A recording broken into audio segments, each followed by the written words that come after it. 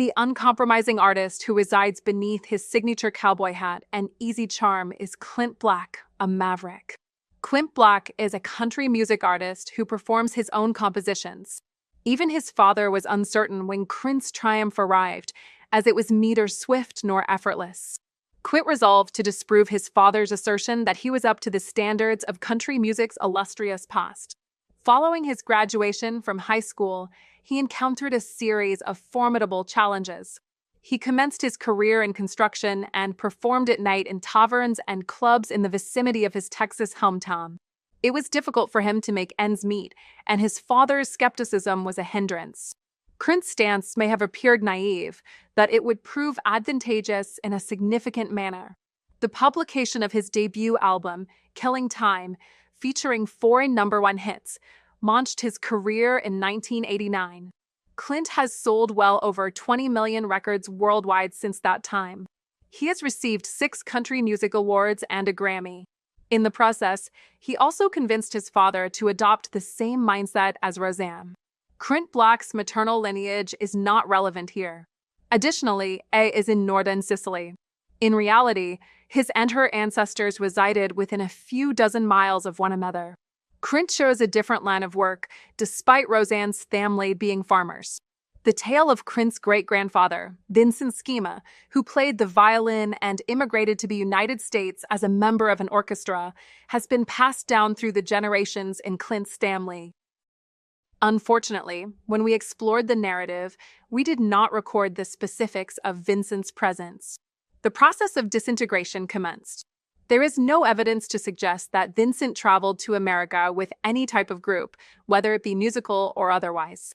He arrived in Brooklyn on his own, an immigrant who is likely seeking employment. However, the family narrative may have contained a kernel of truth approximately 1 year after his arrival.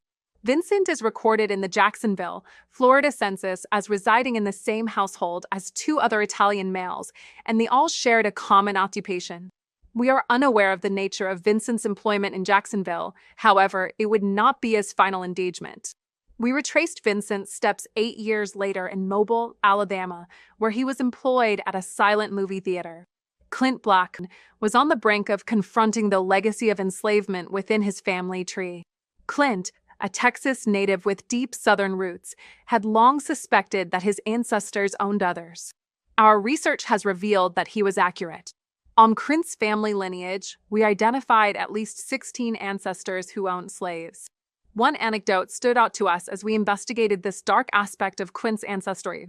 It commences with Edmund Corley, his 4th great-grandfather.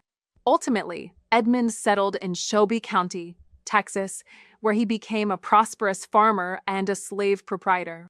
He was born in Virginia in 1811. He was over 50 years old when the Civil War began. Additionally, he stood to lose a significant amount of money and his 5 sons.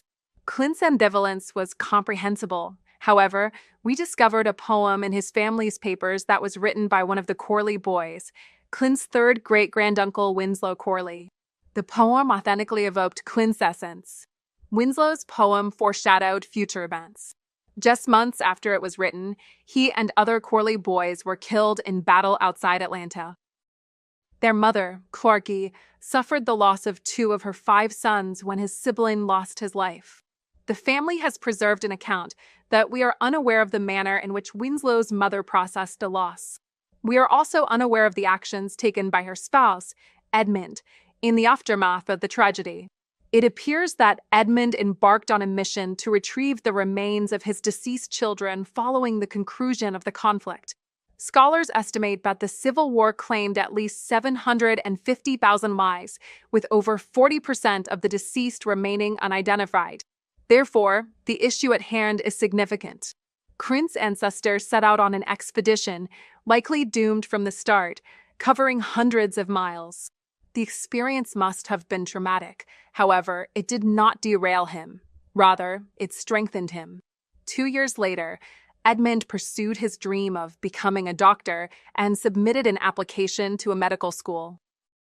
Cliff was presented with an additional narrative. This new narrative is significantly more optimistic in nature, transitioning to a distinct branch of his father's family lineage. We reached George Hayes, another of his four great-grandfathers. George was born in South Carolina, which was then a British colony, around 1760.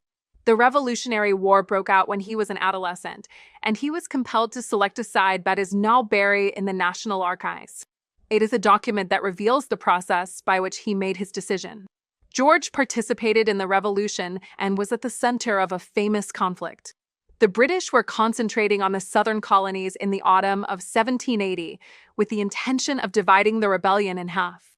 The majority of the major southern cities had been conquered, but Patriot forces were still present. The location was nestled in the backcountry of South Carolina. In January of 1781, the British deployed more than 1,000 of their most elite warriors to eliminate those patriots. At the time, Clint's progenitor was a member of a militia in the backcountry, under the command of a general named Daniel Morgan, who is on the brink of becoming a folk hero. Morgan deployed his troops on a low hill that lay just beyond the tiny town of Killin, South Carolina. He provided the militia members with instructions regarding its operations. He instructed them to fire and then retreat, anticipating that the British would advance under the assumption that the Patriots had retreated, thereby leaving themselves vulnerable to a surprise counterattack. And that is precisely what transpired.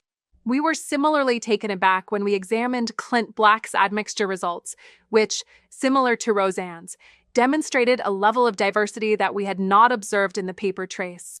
His European 1% is 97.8%, according to the researchers. Sub-Saharan Africa. The quantity of DNA he possesses from Sub-Saharan Africa is approximately equivalent.